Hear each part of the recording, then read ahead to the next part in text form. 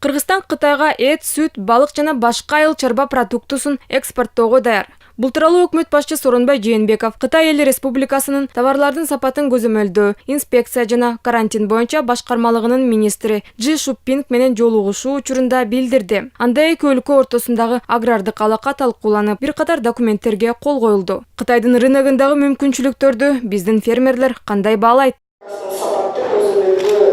Кытай бүгүн дүйнөдөгү эң алдыңкы индустриялык өлкө. Ички дуң продукциясынын көлөмү 17 триллион жана 1 миллиардтан ашык калкы бар ири рынок. Кытай өндүрүш менен өзүнүн калкын гана эмес, дүйнө жүзүндө камсыз кылып келет. Экспорттук көлөмү боюнча биринчи орунда жана жыл сайын тышка чыккан товарлары өсүүдө. Бирок Кытай бүгүн импортко такыр муктаж эмес десек жаңылышабыз. Бул жаатта Кыргызстандын да чыгыш тарабындагы коңшусуна экспорт боюнча сунуштары бар.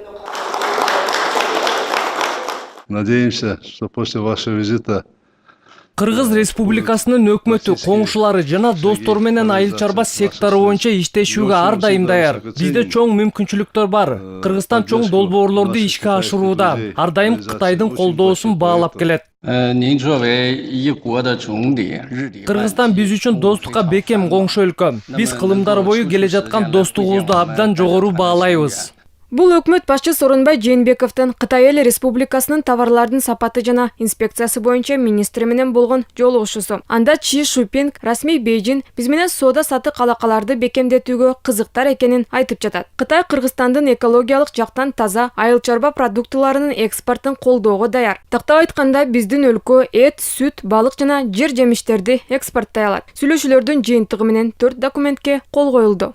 Бирөө меморандум, 3 келишим, меморандум сырткары бул черешнаны экспорттоо жана 2 башка келишим бул бүгүнкү күндө союлбаган, мисалы ошол жылкы, ат немесин, анан ошолордун семействосуна кирген мул деп коет баягындай. Ошол түрдүү жаныбарларды ушул живой алып чыгып кеткенге.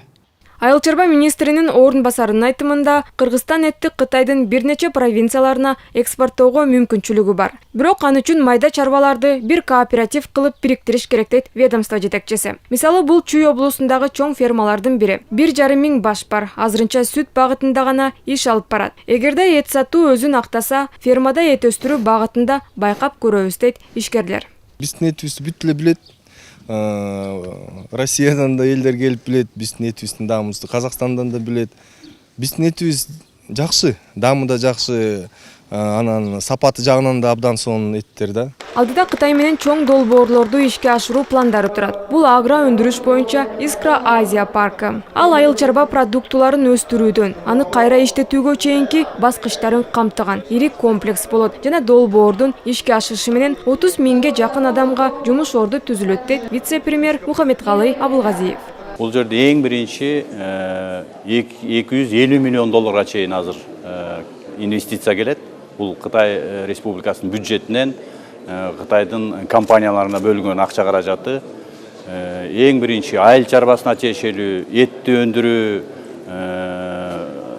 эт багытындагы уй өндүрүү, жылкы өндүрүү, канаттууларды өндүрүү, балык өндүрүү боюнча ушул жерде баардык комплекстүү парк болот да. Кыргызстан Кытайдын бир алкак бир жол долбоорун колдоп, бул багыт боюнча да кызматташып келет. Анын алкагында санариптик жибек жолун киргизүү идеясы да бар. Демек, айыл чарба продуктыларын экспорттоо бул Кытай менен болгон кызмат алакалардын башы гана.